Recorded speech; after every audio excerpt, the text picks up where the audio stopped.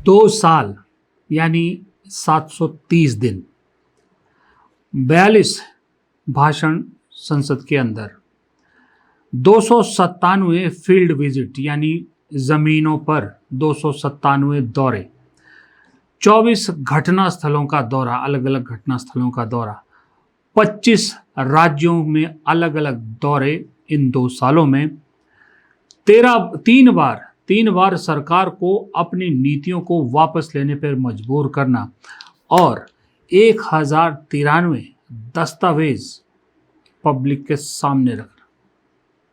ये आसान सफ़र नहीं है।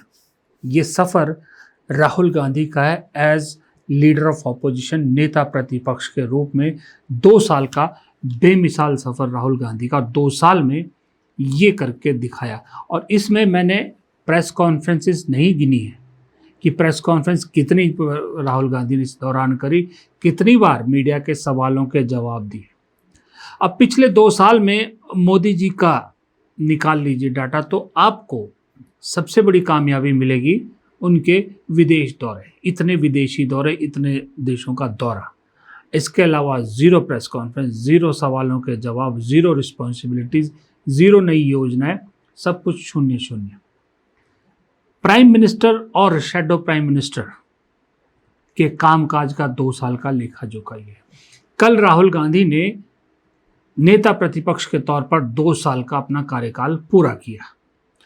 इस मौके पर राहुल गांधी ने सोशल मीडिया यानी एक्स हैंडल पे अपने एक मैसेज भी लिखा कि लोकसभा में नेता प्रतिपक्ष के रूप में आज 2 साल पूरे हुए हैं। इन 2 सालों का हर दिन एक ही काम रहा है, हर भारतीय की आवाज़ को सत्ता तक पहुंचाना।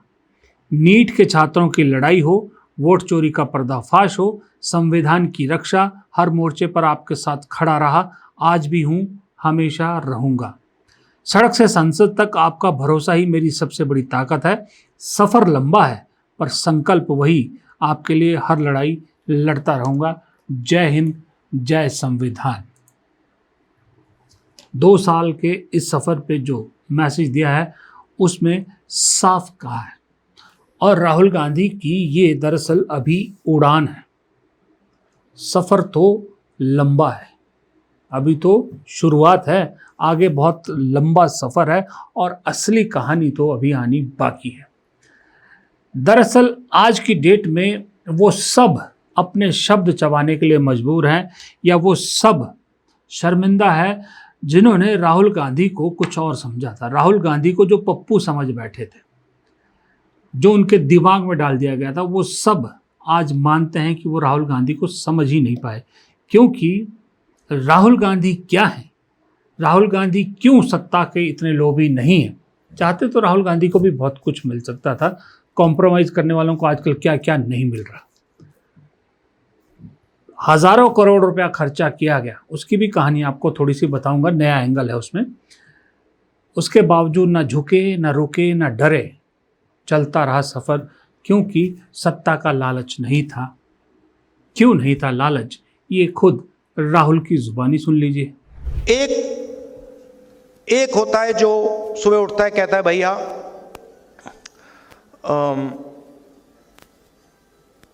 सत्ता कैसे मिलेगी, सत्ता कैसे मिलेगी, 24 घंटा वही उसकी थिंकिंग होती है। अब मेरी दूसरी प्रॉब्लम है,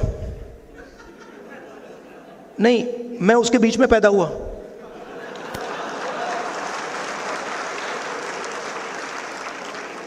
अब अजीब सी बात है, मुझे उसमें इंटरेस्ट ही नहीं है।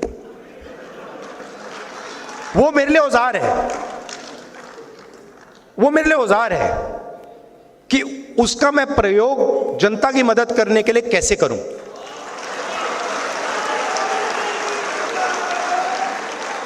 वो मेरे लिए मतलब ड्रग नहीं है, नशा नहीं है। मैंने अपनी दादी की लाश देखी है, पिता की लाश देखी है। तो एक पॉलिटिकल व्यक्ति के अंदर एक पॉलिटिकल क्रिस्टलाइजेशन होता है। बहुत सारे लोगों के अंदर पॉलिटिकल क्रिस्टलाइजेशन कभी होता ही नहीं। पूरी जिंदगी निकल जाती है, सुबह उठते हैं, किसी को काटते हैं, किसी को डराते हैं, किसी से लड़ते हैं, कोई सूट पहन लेता है, कोई मतलब अलग अलग वीडियो बनाते हैं, तो उनको तो छोड़ दो। मगर फिर ऐसे भी लोग होते हैं जो कहते हैं कि भाई अब हमारे पास 15-20 साल हैं, 30 साल हैं, अब कुछ अच्छा किया जाए, कुछ दम का किया जाए। तो पॉलिटिकल क्रिस्टलाइजेशन हो जाता है। एक बार पॉलिटिकल क्रिस्टलाइजेशन हो जाता है तो फिर क्लैरिटी आ जाती है कि मुझे ये करना है और कुछ नहीं करना। और मेरे माइंड में ये क्लैरिटी आ गई है कि इस देश में 90% लोगों को भागीदारी दिलवानी है।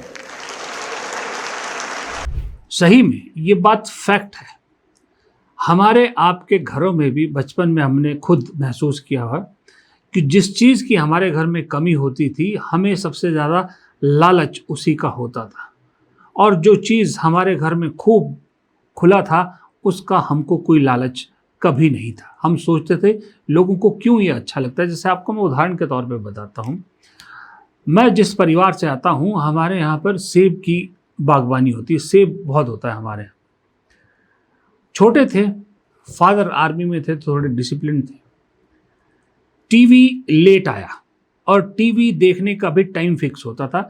टीवी जल्दी हमारे घर में नहीं आया, तो हमें दूसरों के घरों में जाकर, खास करके दूरदर्शन पर जब फिल्म आती थी, देखने का बड़ा शौक रहता था कि यार टीवी पे फिल्म देखनी, मज़ा आएगा। टीवी होता तो काश मज़ा आता। जैसे ही सेब सीज़न आता, हमारे यहाँ पर सेब बहुत खुला होता। 2-4 दिन, 5 दिन खाने का शौक रहता, उसके बाद मिट जाता शौक, नहीं खाते। लेकिन लोगों को देखते थे कि सेब के लिए महंगा महंगा सेब खरीदते हैं, ढूंढते थे कि खाने के लिए सेब। हमारे घर में मेरे फादर को आके कहते थे, या तुम तो सेब वाले हो, सेब ही खिला दो, कभी ये कर दो, वो कर दो। तो बड़ा लगता था हमको कि सेब में ऐसा क्या है जो इनको इतना पसंद है, हमारे तो सड़ रहा होता है। लेकिन जैसे जैसे उम्र बढ़ी, तब समझ में आया कि जब हम खुद भी दिल्ली जैसे शहर में पहुँचे तो सेब खरीद के खाना पड़ा। जब टीवी घर में आ गया तो उस टीवी की वैल्यू कम हो गई। उसके बाद टीवी का मॉडल बदलता गया, लेकिन टीवी का शौक वो नहीं रहा जो पहले था। वही चीज़ राहुल गांधी इस देश को समझा रहे हैं कि भाई, जो बीजेपी प्रोपेगेंडा कर रही है, जो बीजेपी कहती है राहुल गांधी कि वो किसी भी हाल में प्रधानमंत्री बनना चाहते हैं, सत्ता हासिल करना चाहते हैं, मोदी की सरकार गिराना चाहते हैं, वो खुद शख्स कह रहा है कि मैं तो सिस्टम के अंदर पैदा हुआ हूँ, मुझे इसका क्या लालच। आप बताइए मुझे, 2004 में वो सांसद बने, 2009 में उन्हें कौन प्रधानमंत्री बनने से रोक सकता था। 2004 में उनके सामने कई मंत्रालयों के चॉइस थे कि आप जो मंत्रालय लेना चाहें ले लीजिए, उन्होंने मना किया। 2009 में तो खुद मनमोहन सिंह ने भी कहा था कि राहुल गांधी को प्रधानमंत्री बनना चाहिए, लेकिन राहुल गांधी ने प्रधानमंत्री तो छोड़िए, मंत्री पद भी नहीं लिया। उनकी मदर ने 2004 में प्रधानमंत्री का पद छोड़ा। जिसके हाथ में प्लेट सजी आई हो और आप उसको कहो कि ये जो है इसका लालची है, तो थोड़ी बात हजम नहीं होती। और ये बात समझने में इस देश की जनता को वक्त लग गया, 12 साल लग गए, 10-11 साल लग गए लोगों को ये बात समझने में। अब धीरे धीरे लोगों को ये बात समझ में आ रही है। हमने, आपने, सब ने देखा कि राहुल गांधी को बदनाम करने के लिए किस तरह से एक कॉर्पोरेट यानी स्पॉन्सर्ड मुहिम चलाई गई कि इनकी इमेज, पप्पू इमेज बनाई जाए। लेकिन आपको मालूम है कि कहानी एक और भी है। आज के इस छोटे से वीडियो में वो कहानी मैं आपको ज़रूर सुनाना चाहूँगा। वो कहानी का एक अलग हिस्सा है। कहानी दरअसल 2011 के आसपास शुरू होती है, जहाँ राहुल गांधी के खिलाफ सबसे पहले ये इस तरह का कुछ करने की योजना बनाई जाने लगी, जहां राहुल गांधी से सबसे पहले खतरा महसूस हुआ कॉर्पोरेट जगत को। कैसे? 2011 में देखिए साजिश शुरू हुई। ये किसी ने लिखा था, मैं आपको उसमें से क्रक्स बता रहा हूँ, पॉइंटर बता रहा हूँ कि 2012 में जब यूपीए सरकार थी, उस वक्त मनमोहन सिंह की यूपीए सरकार, उन्होंने टैक्स संशोधन के जरिए, जिसको रेट्रोस्पेक्टिव टैक्स बोलते हैं, लागू किया, जिसमें वैश्विक जिस पे जो फॉरेन जो वो है निवेशक थे, उनमें भारी रोष पैदा हुआ। उन्होंने कहा कि ये व्यवसाय विरोधी कदम है, इससे जो है वो बिजनेस को घाटा होगा, बिजनेसमैन बैठ जाएगा, ये हो जाएगा, वो हो जाएगा। सरकार ने 2012 में वो कदम क्यों उठाया? वो कदम इसलिए उठाया कि उससे पहले 2011 में 2G स्पेक्ट्रम और कोल घोटाले में सरकार बहुत बदनाम हो चुकी थी। उसके बाद सरकार ने नियम सख्त करने के निर्देश दिए और उसी के तहत वोडाफोन मामले को लेकर इस तरह के सख्त कानून बनाए गए जो कॉर्पोरेट जगत को बिल्कुल पसंद नहीं आए। ना जो बाहर की कंपनियां थी वो, ना जब भारत की कंपनियां, किसी को पसंद नहीं आए। फिर 2013 में एक और बिल आया, भूमि अधिग्रहण बिल।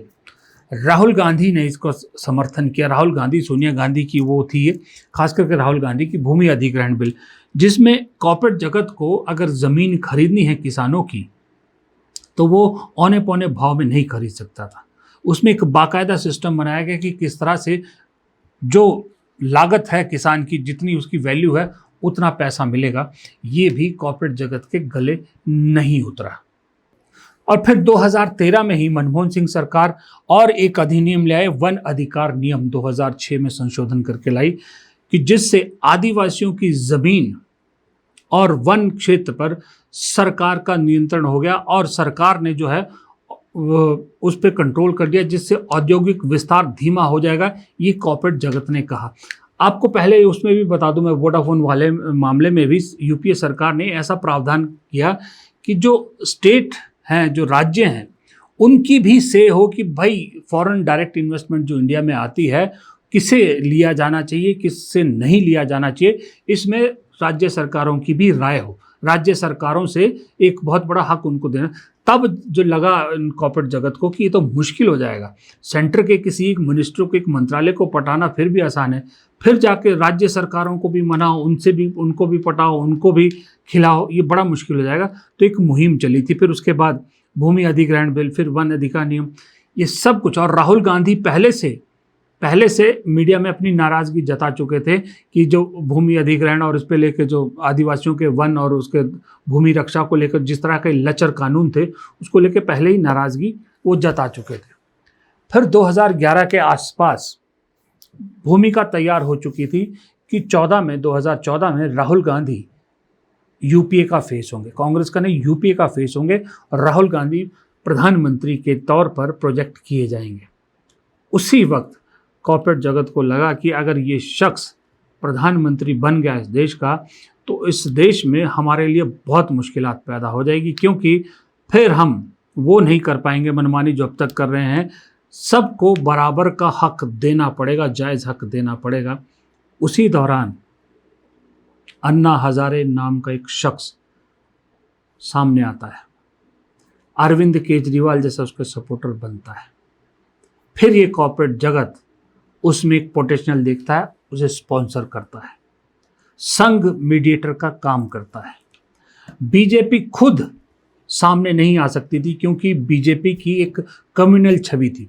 इसलिए बीजेपी को लगता था कि अगर हम सरकार के खिलाफ, करप्शन को लेकर, इन सब को लेकर सामने आएंगे तो हमें वोट नहीं मिलेगा, हमारी छवि कम्युनल छवि है। इसलिए केजरीवाल और अन्ना हजारे के आंदोलन को आगे किया, गेम खेला आरएसएस ने, बीजेपी पीछे खड़ी रही और स्ट्रैटेजी तैयार करती रही, और उस गेम को स्पॉन्सर किया कॉर्पोरेट जगत ने, इस उम्मीद में कि अगर बीजेपी सत्ता में आती है, जो संघ और कॉर्पोरेट के बीच बात हो रही थी कि जो अगर बीजेपी की सरकार आती है तो आपके हितों का पूरा ध्यान रखा जाएगा। क्योंकि याद रखिएगा, बीजेपी हमेशा से बनियों की पार्टी कही जाती थी। बिजनेस कम्युनिटी हमेशा बीजेपी के साथ रही है, क्योंकि बिजनेस कम्युनिटी के हितों का हमेशा बीजेपी ने ध्यान रखा है। उसी उम्मीद में कॉर्पोरेट जगत ने स्पॉन्सर किया।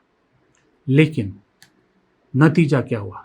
नतीजा ये हुआ कि केजरीवाल को पॉलिटिकल फ़ायदा मिल गया, अन्ना हजारे को घर बिठा दिया गया, और मोदी जी को कुर्सी मिल गई प्रधानमंत्री की, और बीजेपी को मिल गई सत्ता। संघ को जो चाहिए था वो मिल गया।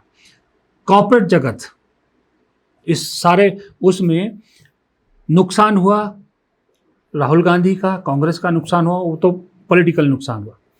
सबसे ज़्यादा नुकसान हुआ इस देश का और उस कॉर्पोरेट जगत का, जिसको बहुत कुछ दिखाया गया था कि तुम्हें ये मिलेगा, तुम्हें वो मिलेगा। अल्टीमेटली जब मलाई खाने की बारी आई तो वहाँ दो ही चेहरे दिखाई दिए, जिनका राहुल गांधी अक्सर जिक्र करते हैं। आज वही कॉर्पोरेट जगत अपनी उस गलती पर शर्मिंदगी महसूस कर रहा, पछता रहा है। इस देश को आज जिस हालत में पहुंचाया गया, धकेला जा रहा है जिस तरफ, उसमें इस देश के कॉर्पोरेट सेक्टर का बहुत बड़ा हाथ है, और वो भी बहुत सारे लोगों का हाथ है जो अब इस देश के मार्केट को छोड़कर जो कंपनियां जा चुकी हैं वापस अपने अपने देशों में। तो ये भी एक कहानी थी, ये कहानी थी, लेकिन असली कहानी अभी बाकी है, क्योंकि ये 2 साल में तो अभी सिर्फ एक ट्रेलर मिला है फिल्म का। हौसले अभी भी राहुल गांधी के बुलंद है, क्योंकि आप देखिए ममता बनर्जी हार चुकी हैं, अखिलेश कह चुके हैं कि आखिरी चुनाव हो सकता है यूपी का चुनाव, उद्धव ठाकरे हार चुके हैं, सारे जो बड़े बड़े नेता हैं अपने आप को तीसमार खां समझते थे, सब हार चुके हैं। इकलौता एक नेता राहुल गांधी है जो आज भी पॉजिटिव है, जो आज भी कहता है कि अगर सड़क पे उतरोगे तो इस सरकार को सत्ता से बेदखल कर सकते हैं, हम आज भी कर सकते हैं। भले ही सिस्टम इनके पास है, भले ही सिस्टम इनके हिसाब से चलता है, लेकिन सड़क की ताकत को आज तक कोई संसद में बैठने वाले रोक नहीं पाए हैं। ये अकेली पॉजिटिव वाइब राहुल गांधी से आती है, इसलिए हौसले अभी भी बुलंद है। वो इसलिए बुलंद है कि वो आदमी सब कुछ देख के आया है, सत्ता भी देख के आ गया, सत्ता के बगैर भी देख के आ गया, सत्ता के फ़ायदे भी देख के आया है, उस सत्ता के नुकसान भी देख के आया है, बड़े ख़ानदान में पैदा होने के फ़ायदे भी देख चुका है, बड़े ख़ानदान में पैदा होने के घाटे भी देख चुका है, नुकसान भी देख चुका है। रजा पुजा आदमी है, सब जानता है। इसलिए अगले 3 साल में अगर 29 तक चलता है ये पार्लियामेंट, ये टेन्योर, तो उस 3 साल में राहुल गांधी आपको वो राहुल गांधी नज़र आएंगे जिसकी कल्पना भी इस देश ने नहीं की होगी। एक आर्टिकल और किसी दिन जिक्र करूंगा, किसी ने लिखा था, मैंने कहीं पढ़ा था, जहां उन्होंने रीज़न दिए थे कि क्यों इस देश के दूसरे बेहतरीन प्रधानमंत्री राहुल गांधी हो सकते हैं, नेहरू के बाद दूसरे बेहतरीन प्रधानमंत्री। हालांकि मेरा मानना यह है, मैं पहले भी कई वीडियो में बोल चुका हूं, कि राहुल गांधी से मुलाकात के बाद मेरा निष्कर्ष तो ये निकला था कि ये आदमी अगर जिस दिन देश का प्रधानमंत्री बनेगा, या तो सबसे बेस्ट प्रधानमंत्री बनेगा, क्योंकि उसके दिमाग में जो आइडियाज़ हैं, जो वो सोचता है, अगर उस पर इम्प्लीमेंट कर पाया तो देश का नक्शा बदल जाएगा। और अगर वो सब नहीं कर पाया किसी वजह से प्रधानमंत्री होते हुए, तो इस देश का सबसे नालायक प्रधानमंत्री भी बन सकता है, क्योंकि राहुल गांधी तब खुद ही फ्रस्ट्रेट हो जाएंगे। फिलहाल शनिवार की सुबह है, आपका वीकेंड शुरू हो गया, माफ़ कीजिएगा अगर आपका ज़्यादा वक्त लिया हो। फिलहाल इस वीडियो को यहीं ख़त्म करता हूँ। नमस्कार।